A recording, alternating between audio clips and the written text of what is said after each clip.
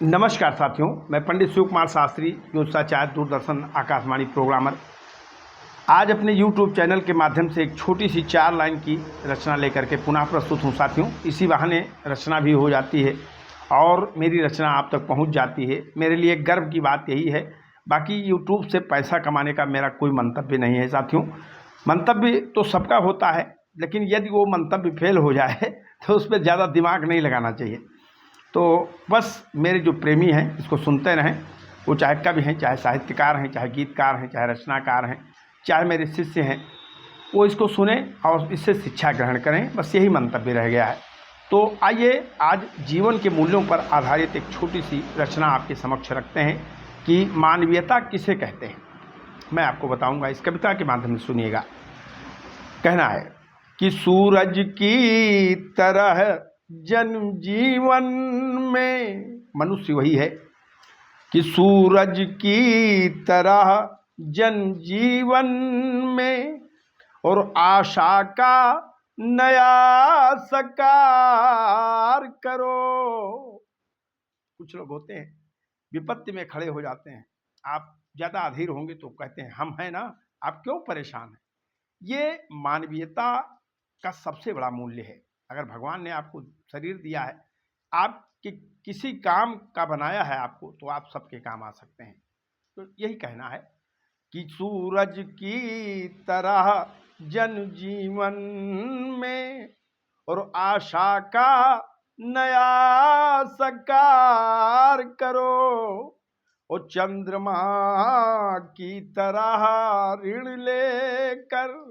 चंद्रमा एक दिन ही पूर्ण होता है। हमारा विज्ञान कहता है कि चंद्रमा जो चमक रहा है, ये सूर्य से रोशनी उधार लेकर के नाम कमा रहा है।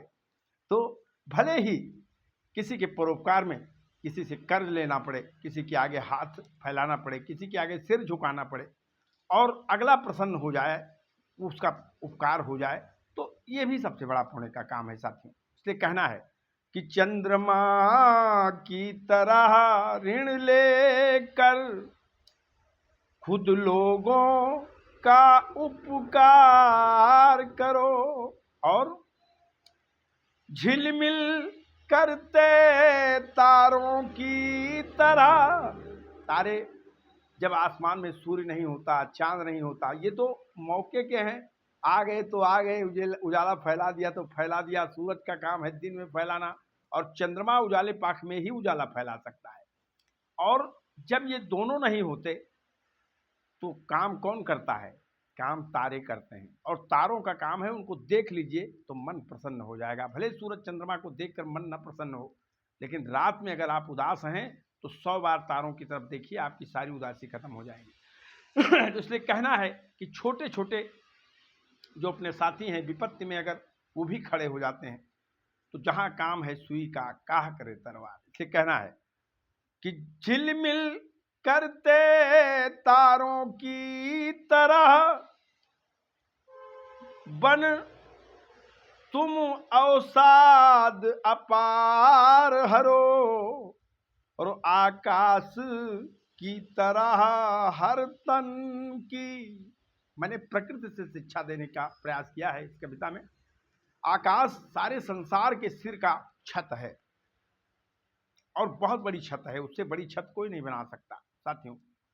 तो आकाश की तरह हर तन की छाया बन बल संचार करो, और हर हाल में फूलों के जैसे। मानो हमेशा विचलित होता रहता है, लेकिन महामानव वो है, उदयति सविता ताम्रा ताम्रा यो असता संपत्तौ चा विपत्तौ चा महताम एक रूपता।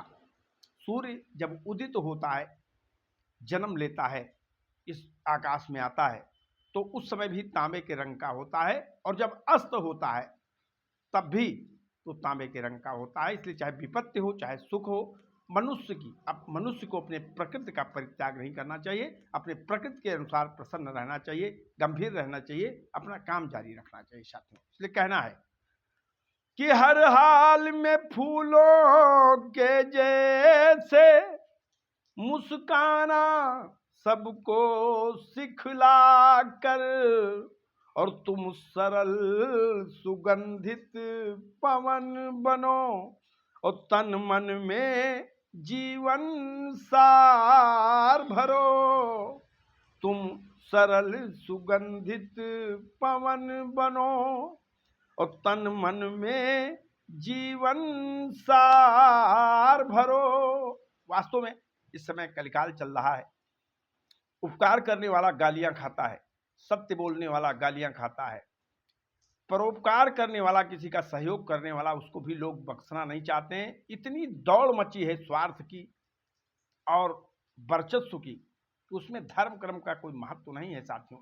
लेकिन फिर भी जो मनुष्य हैं, जिनके अंदर परमात्मा के द्वारा प्रदत्त धर्म भरा हुआ है, उन्हें अपने दायित्व का बोध है और वो धर्म पे आज भी चलते हैं, हमेशा चलेंगे।